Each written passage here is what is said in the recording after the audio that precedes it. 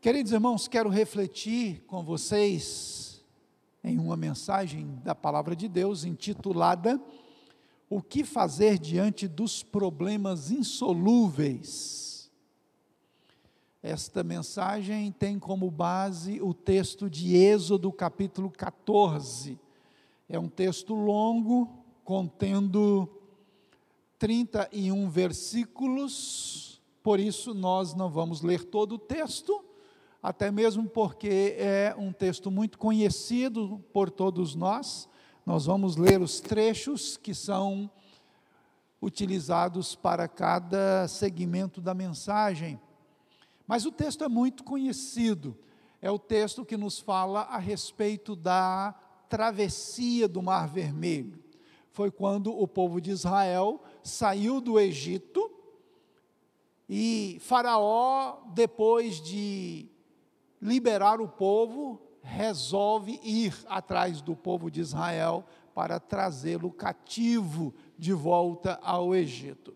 É aí então que o povo se encontra encurralado entre montanhas, ao lado direito, ao lado esquerdo, o Mar Vermelho à sua frente e o grande exército de Faraó atrás. Verdadeiramente o povo de Israel estava diante de um problema humanamente insolúvel. Não tinham como fazer qualquer coisa humanamente para se livrar daquele grande problema que eles estavam enfrentando. E aí então Deus intervém e resolve aquele problema, abrindo o Mar Vermelho, de maneira que o povo passa por meio do mar, a pé enxuto, chegando do outro lado. Depois que o povo já está salvo do outro lado, o exército de Faraó inventa de entrar no meio do mar, e aí então Deus faz as águas voltarem ao seu estado normal. As águas do Mar Vermelho afogam então a todo aquele exército numeroso de Faraó. O texto basicamente nos traz essa narrativa dessa história. E é com base nesse texto, queridos irmãos, que eu quero ministrar esta palavra de Deus ao nosso coração, intitulada O que fazer diante dos problemas insolúveis.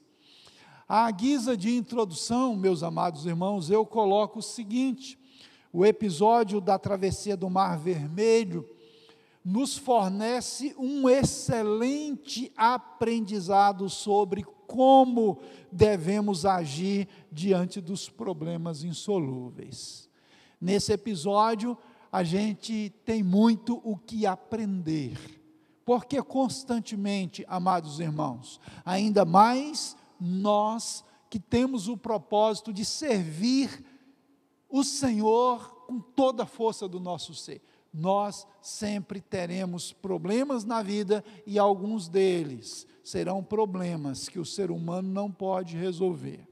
São problemas insolúveis diante do que a mão, a inteligência humana pode fazer. Então, esse episódio da travessia do Mar Vermelho é muito útil para o nosso aprendizado, e com certeza nesta noite Deus estará falando ao nosso coração, alimentando a nossa alma e nos preparando para que, se porventura vier algum problema dessa monta, assim, que o homem não pode resolver, nós saibamos o que Deus falou conosco e nos ensinou hoje à noite, que será útil lá na frente. Portanto, queridos irmãos, eu quero dar uma olhada nesse capítulo 14 de Êxodo, para ministrar ao coração dos irmãos 3 descrições dos envolvidos nos problemas insolúveis. Os envolvidos nesse problema insolúvel no qual estava o povo de Israel, tem 3 descrições, e essas 3 descrições, elas estarão presentes em todas as ocasiões quando nós nos depararmos com problemas insolúveis. Portanto, vejamos essas 3 descrições dos envolvidos nos problemas insolúveis. Em primeiro lugar, queridos irmãos, a descrição do inimigo. O inimigo, naquele contexto, era Faraó e o seu exército. Era o homem mais poderoso do mundo daquela época. Faraó era o homem mais poderoso. O Egito era a nação mais poderosa daquela época. Esse era o inimigo. Simbolicamente, sem dúvida alguma, é Satanás, o símbolo de Satanás, que é o grande inimigo das nossas almas. E aqui então nós temos a descrição do inimigo, essa é a primeira descrição. E eu destaco, amados irmãos, 2 detalhes sobre o inimigo. O inimigo Faraó, que tem muito a ver com o inimigo nosso, que é Satanás. Primeiro, tratava-se de um exército grande. Os versículos 6 e 7 do capítulo 14 de Êxodo nos diz assim: e aprontou o Faraó o seu carro e tomou consigo o seu povo. Flávio Joséfo nos diz que Faraó levou a maior parte do povo egípcio para essa jornada atrás de Israel. E o versículo 7 diz: e tomou também 600 carros escolhidos. Quer dizer, ele escolheu os melhores carros do Egito. E todos os carros do Egito com capitães sobre todos eles. Então, queridos irmãos, tratava-se de um exército grande que saiu contra Israel. E, amados irmãos, não podemos nos esquecer que a nossa luta espiritual, a nossa batalha espiritual que vivemos dia a dia, é contra um grande exército. Os irmãos precisam ter noção do número de demônios que estão juntamente com Satanás, batalhando contra a vida dos fiéis. O livro do Apocalipse vai nos mostrar que são miríades de miríades. São muitos demônios que lutam para nos derrotar quando nós estamos diante de situações complicadas, de situações difíceis, diante de problemas insolúveis. Portanto, o primeiro detalhe é esse: um exército grande, na descrição do inimigo. Em segundo lugar, queridos irmãos, um outro detalhe sobre o inimigo também, tratava-se também de uma perseguição massacrante. O versículo 9 nos diz: perseguiram-nos os egípcios, todos os cavalos e carros de Faraó, e os seus cavaleiros, e o seu exército, e os alcançaram acampados junto ao mar. Era uma briga, queridos irmãos, que já estava determinado quem seria o derrotado, olhando o ponto de vista da narrativa aqui. Era um exército tremendamente grande e poderoso contra um povinho escravo. Quer dizer, aos olhos humanos, Faraó iria massacrar, acabar por completo, com toda a crueldade, quem se levantasse naquela batalha. Quando nós trazemos isto, meus amados irmãos, para a nossa vida, não é diferente. Satanás, com seu grande exército, ele está disposto a, como disse Jesus, roubar, matar e destruir. Ele não poupará aqueles que se colocarem no seu caminho. E principalmente, queridos irmãos, Satanás não faz nenhuma questão em poupar um servo de Deus. Não, você que é servo de Deus, você que é serva de Deus, pense bem nisso. O nosso inimigo, o nosso grande inimigo, Satanás, ele não terá pena de nenhum de nós. Na verdade, ele não tem pena de ninguém, mas ele é muito mais cruel e está muito mais disposto a acabar e destruir com os servos de Deus. Por isso, amados irmãos, é muito importante que, quando nós estivermos diante dos problemas da vida, nós saibamos que estamos com um inimigo ao nosso encalço, pronto a nos destruir, e ele usará tudo que estiver em torno desse grande problema para atingir a nossa vida de alguma maneira. E ele não poupará nenhum dos servos de Deus diante dos problemas da vida. É muito importante que nós entendamos isto nessa noite. Amém, meus irmãos? Amém, meus irmãos? É muito importante que nós saibamos que há um inimigo no nosso encalço. Prosseguindo então, amados irmãos, na nossa reflexão hoje à noite, eu destaco uma segunda descrição de um outro envolvido nos problemas insolúveis, que é a descrição do homem, do ser humano.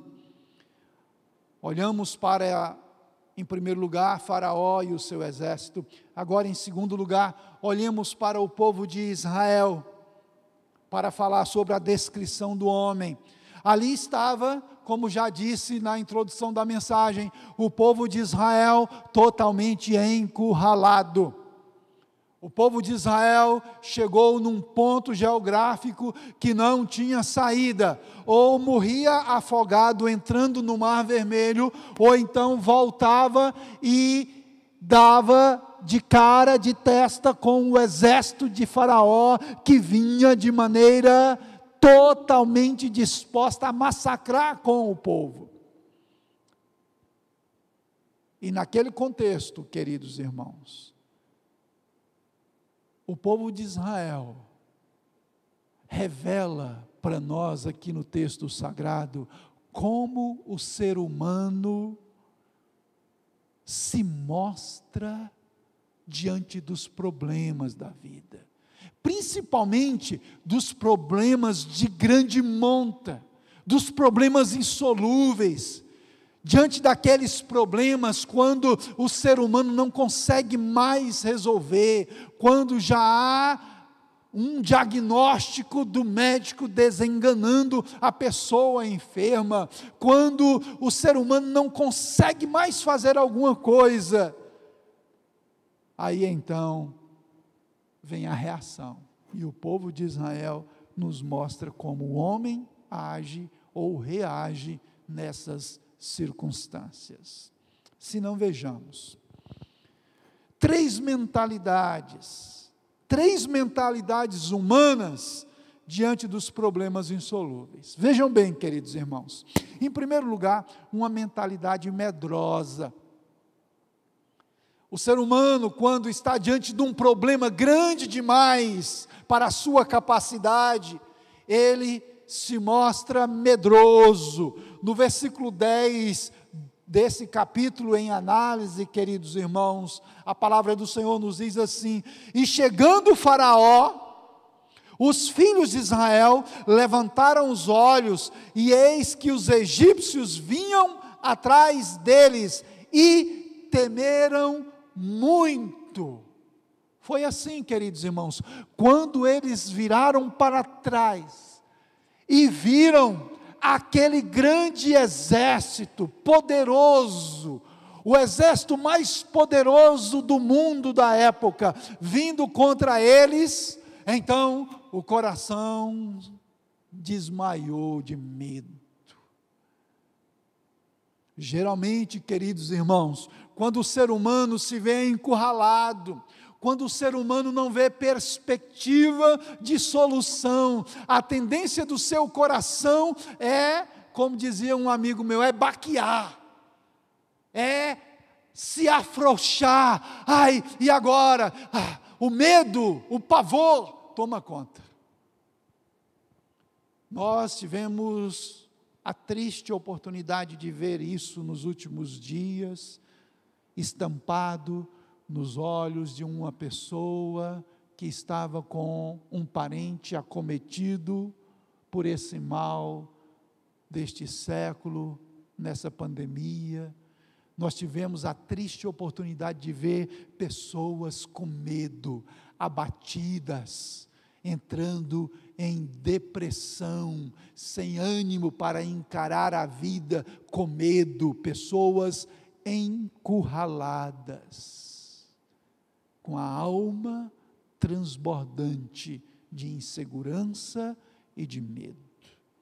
Portanto, amados irmãos, na descrição do homem diante dos problemas insolúveis, a gente vê essa primeira mentalidade, que é uma mentalidade medrosa. Em segundo lugar, queridos irmãos, vemos também uma mentalidade murmuradora. No versículo 11, o texto sagrado nos diz que o povo murmurou, disseram a Moisés: será por não haver sepulcros no Egito, que nos tiraste de lá, para que morramos nesse deserto? Quer dizer, queridos irmãos, eles assumiram a morte, eles pensaram exatamente que Faraó com seu exército iria matá-los ali no deserto, e eles murmuraram.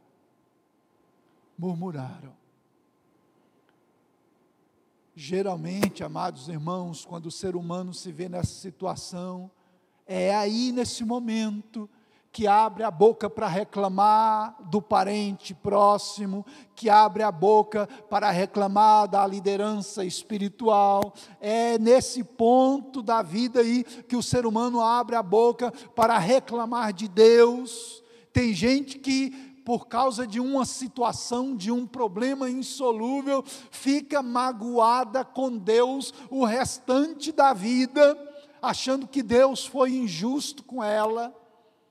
Tem pessoa que é assim, vive reclamando. E é interessante, amados irmãos, que sempre nós temos pessoas que reclamam porque murmuram, porque o passado foi muito bom e agora estão passando dificuldade. Tem outros que murmuram porque o passado foi muito ruim, agora está bem. Qualquer coisa diz assim: olha, você está falando porque você não viveu o que eu vivi. Você me vê bem hoje, mas você não sabe o que eu vivi lá atrás. Tem gente que murmura quando está tudo bem e murmura quando está tudo mal. Essa mentalidade, ela é bem real, principalmente quando o ser humano se vê diante de um problema insolúvel, quando o ser humano se vê encurralado pelas circunstâncias negativas, fortes, maldosas da vida. Mas não para por aí, queridos irmãos. Olhando a descrição do homem nesse episódio, a gente vê uma terceira mentalidade também, que é a mentalidade escrava. Tem gente, como disse John Stott, tem gente que nunca consegue se libertar da escravidão que está na mente e no coração. Olha só o versículo 12 do texto que estamos analisando hoje à noite. O versículo 12 nos diz assim: não é isso que te dissemos no Egito? Isso é o povo falando para Moisés. Deixa-nos para que sirvamos os egípcios. Eles preferiam estar escravos no Egito, quer dizer, eles tinham uma mentalidade escrava. Tem gente que, muito embora não tenha algemas nas mãos, mas não abrem mão de continuarem algemadas na mente e no coração. E isso, queridos irmãos, é muito comum na vida do ser humano diante dos problemas da vida.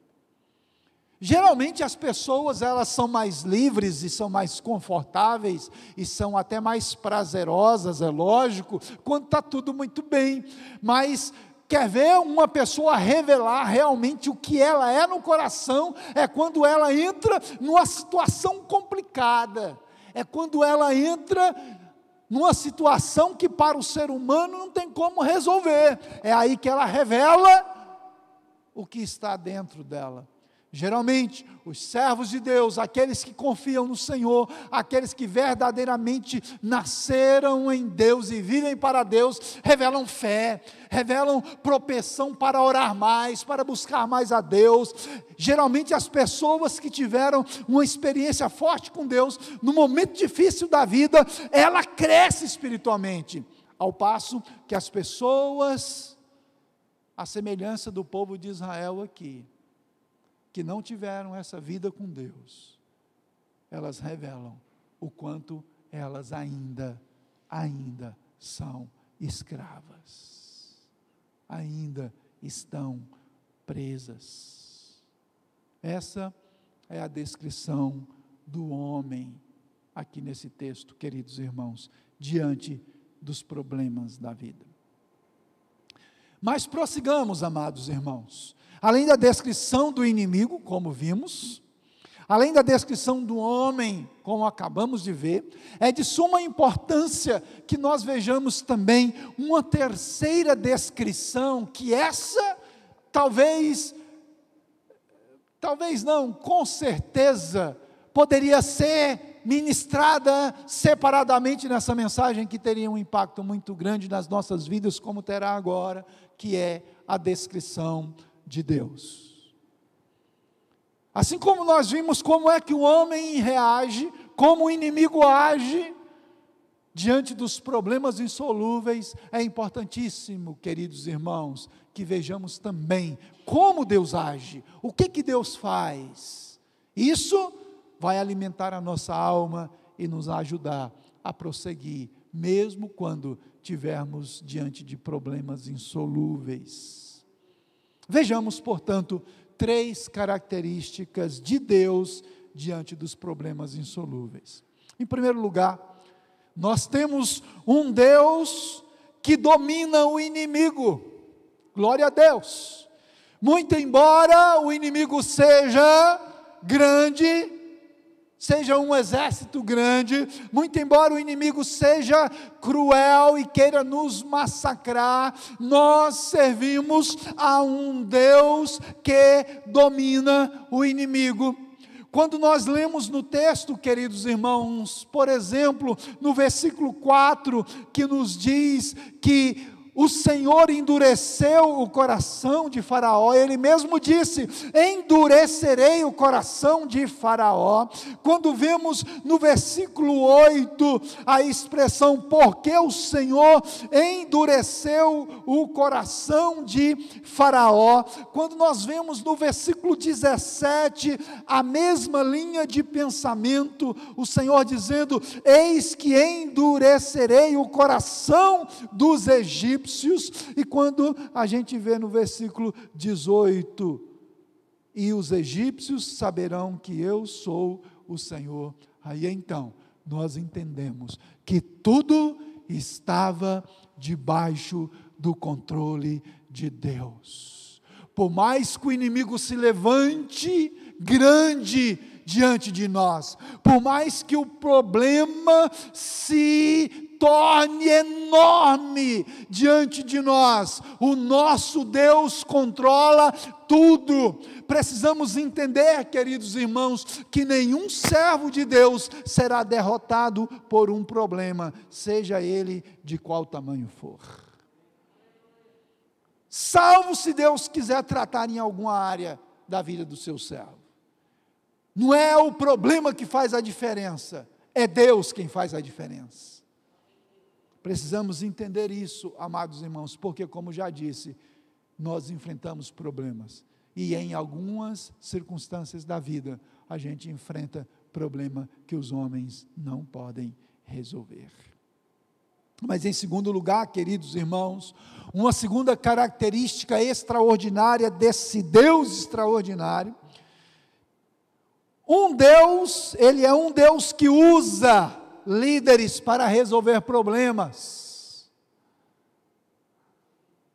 É muito curioso o texto, amados irmãos, nos versos 16 e 26, que nos mostra que Deus usou Moisés. No verso 16 diz que Deus usou Moisés para abrir o mar. E no verso 26 nos diz que Deus usou Moisés para fechar o mar. Aí eu pergunto aos irmãos, Deus não tem poder para simplesmente com uma palavra abrir o mar? E com uma palavra fechar o mar? Ele não poderia simplesmente dizer, mar se abra, e o mar se abriria, ou então mar se feche sobre os egípcios e o mar se fecharia? Deus não tem poder para isso, queridos irmãos? A resposta é óbvia, claro que sim, mas no entanto, Deus resolveu usar o líder do povo de Israel, Moisés. Mandou que Moisés estendesse o seu cajado sobre as águas, para que as águas se abrissem durante toda aquela noite. Depois, no desfecho da vitória, Deus usa Moisés para estender o cajado mais uma vez, e as águas se voltarem contra os inimigos do Senhor. Isso nos revela, queridos irmãos, que tantas e tantas vezes, diante dos problemas na nossa vida, Deus usará o seu líder espiritual para te abençoar. O instrumento nas mãos de Deus será o líder do seu grupo familiar, será o seu discipulador, será o seu pastor, será alguém de maturidade maior que você, será alguém que tenha uma estrutura espiritual suficiente para te dar a mão e te ajudar. Perde aqueles que dizem, eu posso, não preciso de ninguém, eu dou conta, eu não preciso nem pedir oração para o Rodrigo e para a Kelly. Perde, porque, queridos irmãos, em toda a história bíblica, Deus sempre usou pessoas, usou seus líderes para abençoar o seu povo. Tanto é que o apóstolo Paulo, ele vai dizer, sede meus imitadores, como eu sou de Cristo. Olhem para mim. E muitas vezes ele disse, contem comigo, eu estou aqui para abençoá-los, para ajudá-los, para estender a mão. Essa é a mensagem. Glória a Deus. Portanto, trata-se, amados irmãos, de um Deus que domina o inimigo, aleluia. Trata-se de um Deus que usa líderes para resolver problemas, e a gente fecha com uma terceira característica de Deus que também é extraordinária. Ele é um Deus que tem a natureza debaixo do seu poder. É Ele quem governa a natureza. E é bom a gente ficar chovendo nesse molhado, irmãos. É Deus quem domina a Covid-19. É Deus quem governa todas as coisas na natureza, quer seja as coisas positivas ou negativas, é Ele quem domina. É Ele quem dominava e domina o Mar Vermelho. É Ele quem domina, é Ele quem abriu o mar, é Ele quem fechou o mar. Ele domina todas as coisas. Eu gosto demais das palavras descritas aí no verso 21. Diz assim, então Moisés estendeu a mão sobre o mar, e o Senhor, vejam bem, Moisés estendeu a mão sobre o mar, e o Senhor, por um forte vento oriental que soprou toda aquela noite, fez retirar-se o mar, que se tornou terra seca, e as águas foram divididas. Esse é o nosso Deus.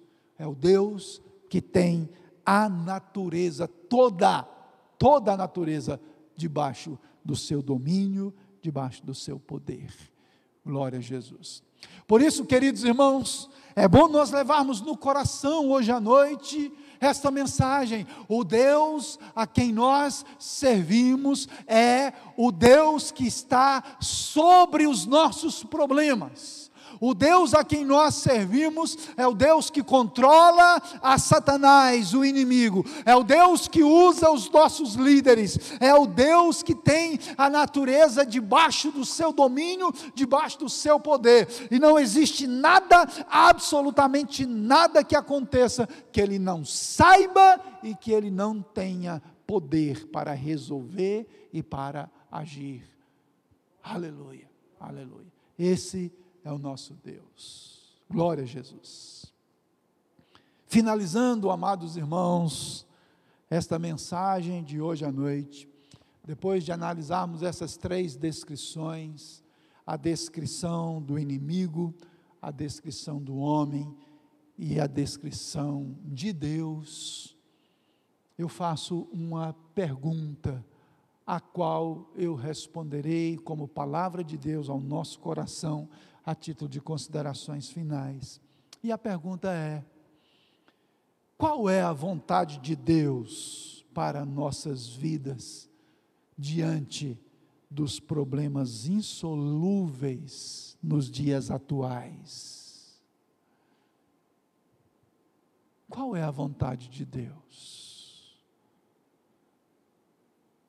E eu respondo assim, queridos irmãos: em primeiro lugar, Deus quer que tenhamos discernimento espiritual de cada problema. Se você ler o texto com uma certa atenção, você descobrirá, nos versos 13 e 14, que Moisés deu a ordem para o povo marchar em direção ao mar, antes de Deus falar para ele estender o cajado sobre o mar. Quer dizer, Moisés teve discernimento do problema antes. Isso nos leva a entender, queridos irmãos, que a vontade de Deus é que nós tenhamos discernimento espiritual de cada problema que nós vivermos. Gosto muito da frase, muito dita nos púlpitos das igrejas, que nós nunca devemos perguntar diante dos problemas por que isso está acontecendo, mas devemos perguntar: para quê? Para que isso está acontecendo? Ou seja, qual é o aprendizado?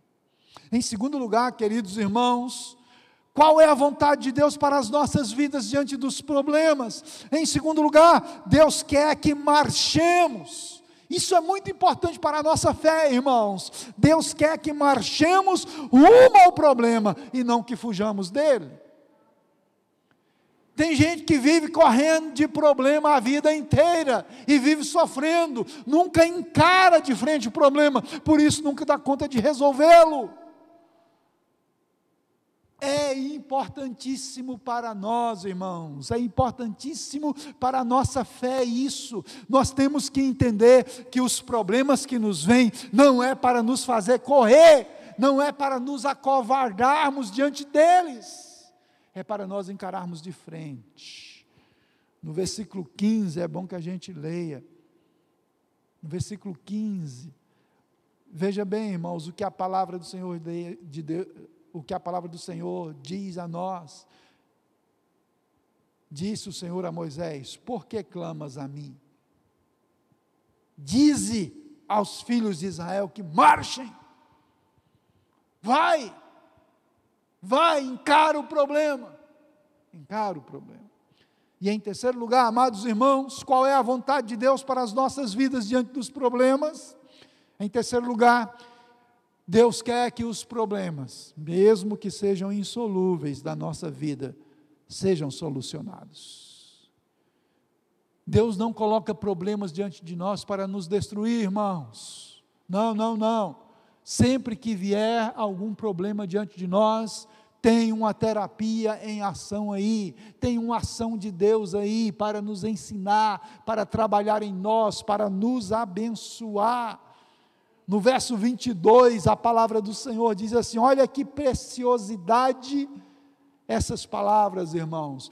Os filhos de Israel entraram pelo meio do mar em seco, e as águas lhe foram qual muro à sua direita e à sua esquerda. Verso 27, então Moisés estendeu a mão sobre o mar, e o mar ao romper da manhã, retomou a sua força. Os egípcios, ao fugirem, foram de encontro a ele, e o Senhor derribou os egípcios no meio do mar.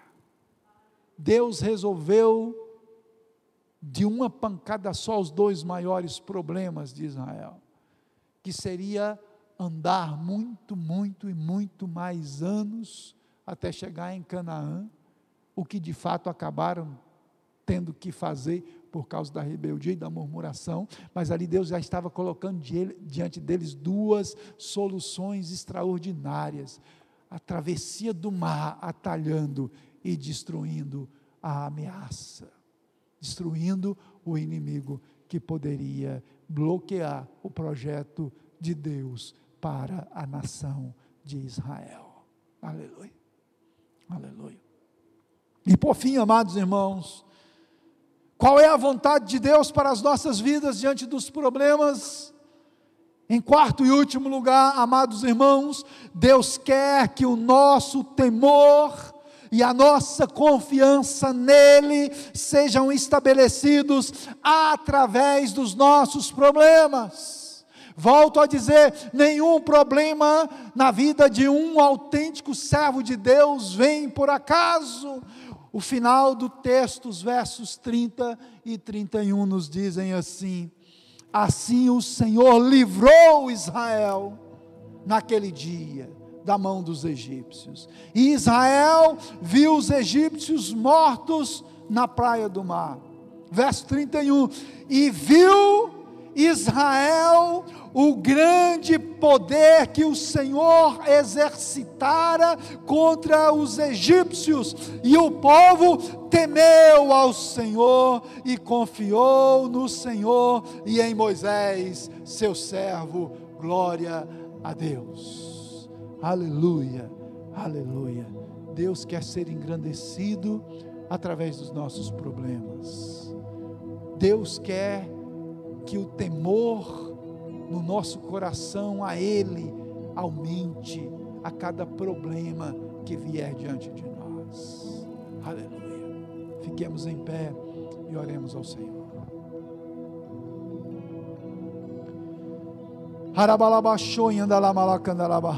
Queremos te adorar nesta noite, Senhor, pela tua palavra.